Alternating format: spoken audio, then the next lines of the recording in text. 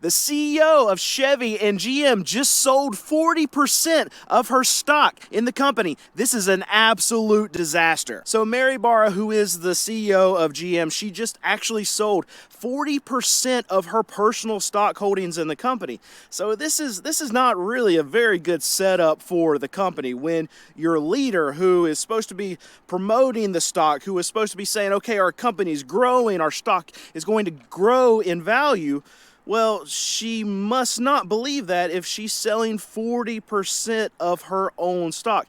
And now stockholders hate this, because this sends a massive message saying that, okay, well, we don't think that this stock price is going to go up from here, and we're going to capitalize at the price point that we're at right now. That's what the CEO is saying with this selling of her shares. And here's the thing, she doesn't need the money. She makes $30 million a year. That's her salary. So why on earth would the CEO of this company that she's running, that's supposed to be doing really, really well right now, why is she selling her stock? Unless she knows that we're in for a downturn, unless she's already looking at the numbers and she knows that, okay, well, the stock price is probably topped out because the sales maybe are going to start going down. Maybe she's hearing from our dealerships. She's seeing the numbers from her dealerships. She's seeing allocations start to be turned down. Look at this. This is a storage lot. Look at all these trucks back here. Mary Barra already knows this. So what's she doing? She's getting out.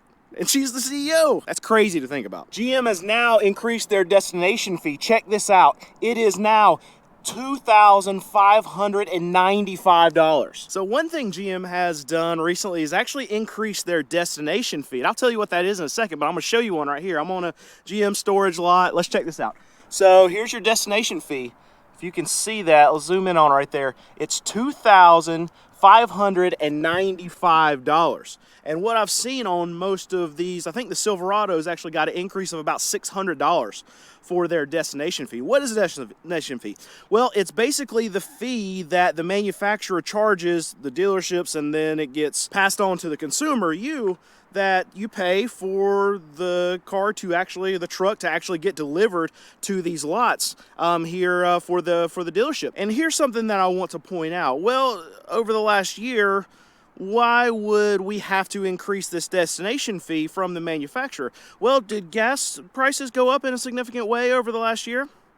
No, not really. Did labor, hiring actual truck drivers to get these trucks to these dealerships, go up in a meaningful way over the last year? No, not really. What can we think of that has gone up in the last year that could lead to a manufacturer like GM actually increasing the prices to get vehicles here? Well, they call it a destination fee, but the only thing that we can really tie back to that has really gained in is tariffs, right? Tariffs are the situation that these manufacturers are dealing with right now. But here's the thing.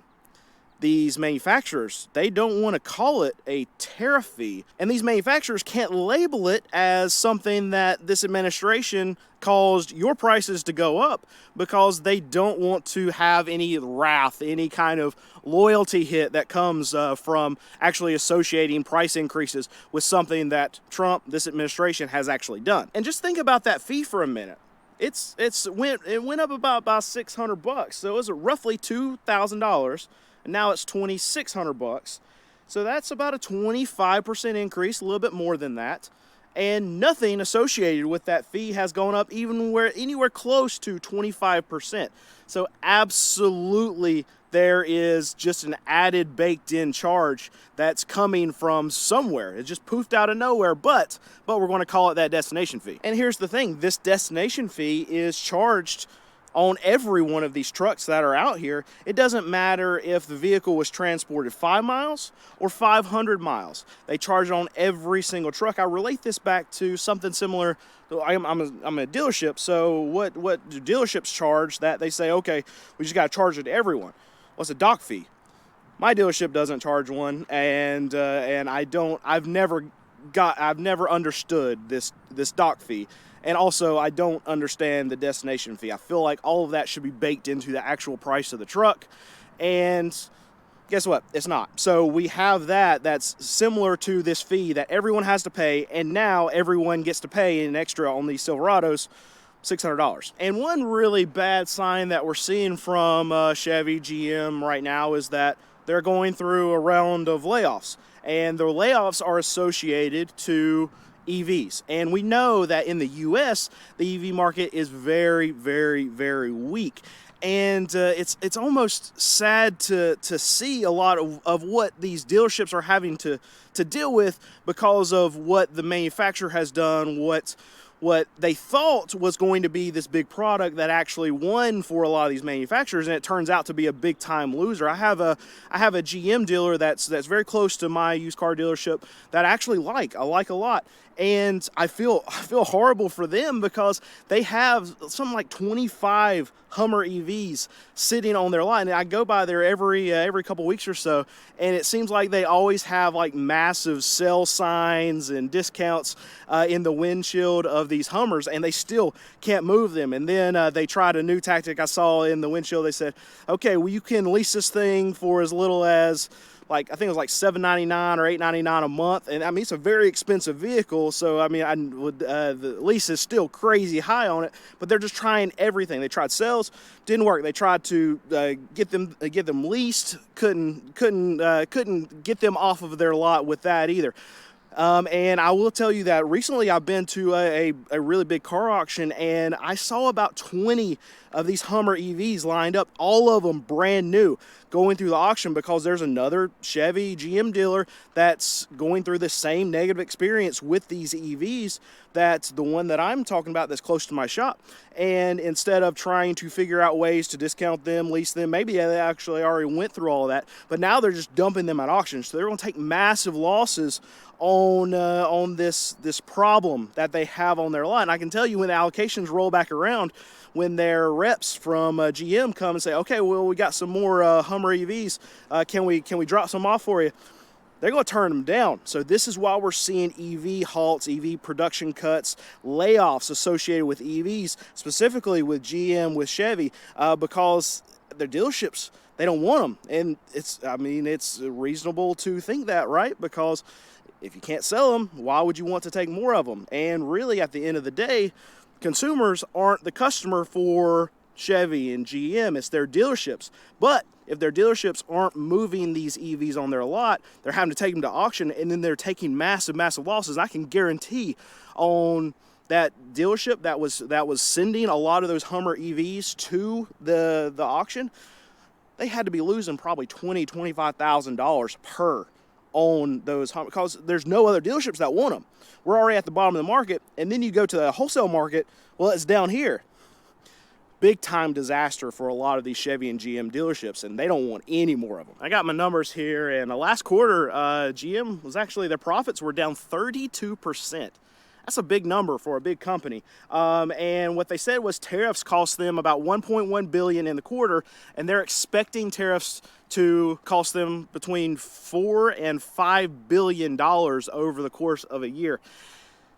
And here's the thing, they're saying this in the quarter, but they don't want to pass that kind of increase on to the consumer. And this is why you see the example of, okay, price increases in the form of fees, which is destination charge.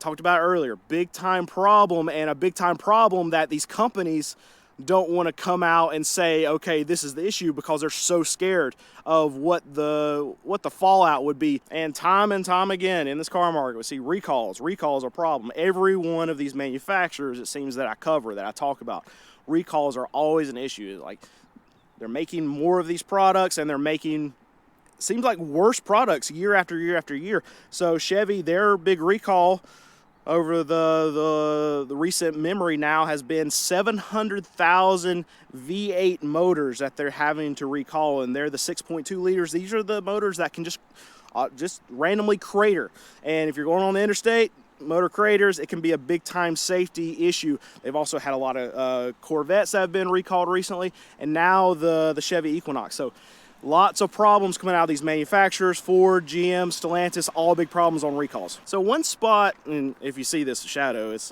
my microphone coming off of my camera. Let's turn that. There we go. All right, a little behind the scenes right there. So one thing that was going to be a bright spot for GM was their cruise program.